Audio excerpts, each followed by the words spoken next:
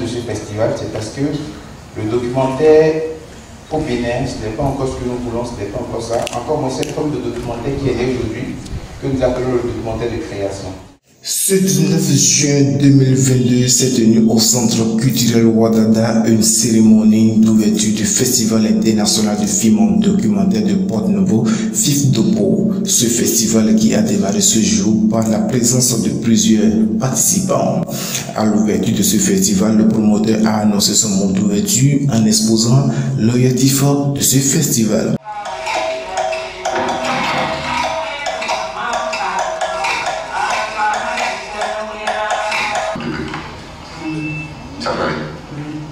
Le port de 80 000. C'est bon. Le riz est 5.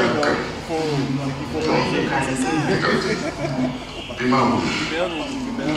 Ça là, ça va dépendre du temps. Parce qu'on va vers le moment où le piment est cher. On ne peut pas prendre un sac avec demi-sac. Demi-sac. Et la première chose ici, c'est la poisson, c'est Solami. J'ai prévu 25 litres.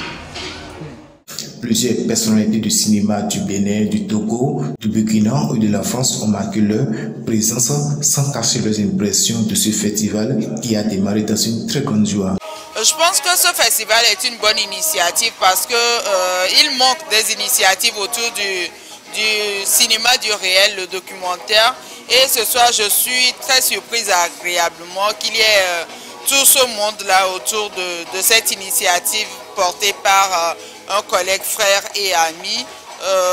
On lui souhaite évidemment une pérennité, que l'initiative soit pérenne et qu'il y ait beaucoup plus de partenaires qui accompagnent le projet parce que c'est vraiment important pour nous qui avons choisi de faire que du documentaire, de trouver cette plateforme pour nous exprimer, pour donner à voir au public nos œuvres et qu'ils puissent se rendre compte qu'il y a des initiatives, qu'il y a des œuvres qui se font sur place et qu'il faut les consommer. Voilà.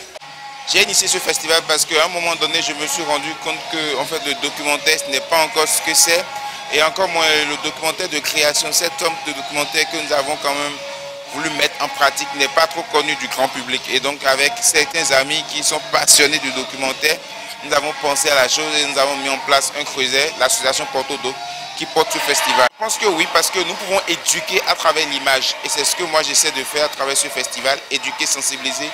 Vous pouvez le remarquer déjà à travers cette première projection, le film Moekash du réalisateur Lionel Doigbe, qui parle de l'industrialisation de la mort, ce qui est quand même un peu dommage parce que, comme l'a dit le producteur, il y a de certaines personnes qui arrivent à vendre des parcelles juste pour l'enterrement.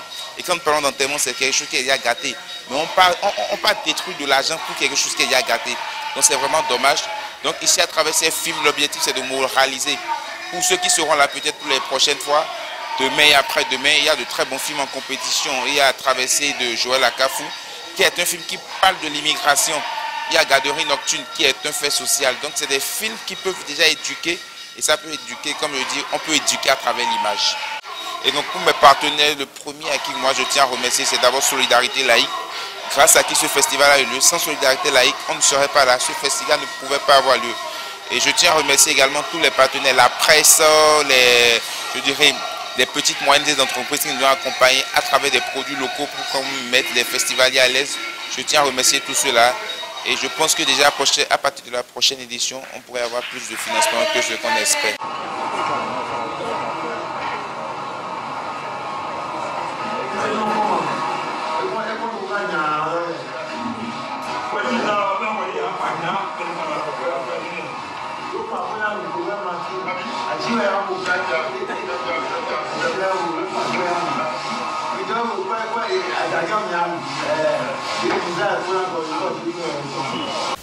Personnellement, j'ai une très bonne impression. J'ai eu une très bonne impression par rapport au film.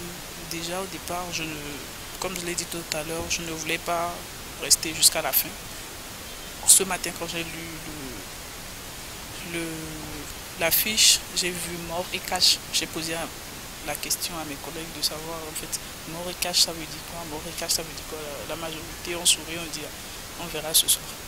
Puis Les 5 premières minutes m'ont accroché. Je suis restée, j'ai finalement, déjà dans les 5 premières minutes, j'ai compris en fait que on voulait nous sensibiliser par rapport à l'industrialisation des enterrements ici au Bénin. Parce qu'on a l'habitude de voir les parents en général, quand il y a enterrement, ils te pensent comme pas possible. Quand tu commences par leur dire, écoute, il ne faut pas faire ça, c'est comme si c'était une tradition, on doit le faire, on doit le faire. Donc finalement, moi, ça m'a vraiment plu si on pouvait dématérialiser le fait que la mort d'une personne ne veut pas dire dépenser jusqu'à s'endetter, des fois vendre tout ce qu'on a. Ce serait très bien.